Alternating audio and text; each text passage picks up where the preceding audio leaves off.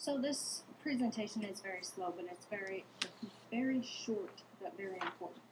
The first political parties were established, Federalists and Republicans. We need to talk about both of those. Now we need to begin with the distrust of political parties. Most Americans thought that they were harmful. There was no discussion of political parties in the Constitution. And remember that Washington warned that they would divide this country, and he saw that in firsthand. Still, we have a split, Federalists and Republicans. Now, the Republicans supported Jefferson and Madison. They believed in a strong state government and a very strict interpretation of the Constitution. If the Constitution did not give the federal government that power, then the federal government couldn't do that.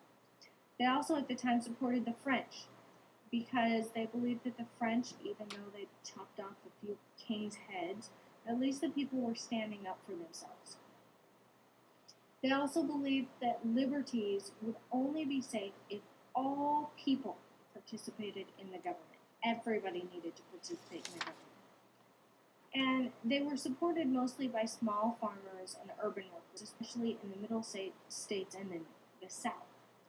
Now, the Federalists, on the other hand, supported Hamilton's policy. Remember, Hamilton put together the tax system and the national taxes and all that. They stood for a vigorous federal government, very strong. And in that, they believed that the government had implied powers, those that were not expressed directly in the Constitution, but they still had those powers. Many of their policies favored banking and shipping, and they believed that the public should not become too involved in the functions of government. Instead, public office should be held by the most educated and honest men who would protect everyone's rights, not the people, not the common people, because they're just not smart enough to handle that.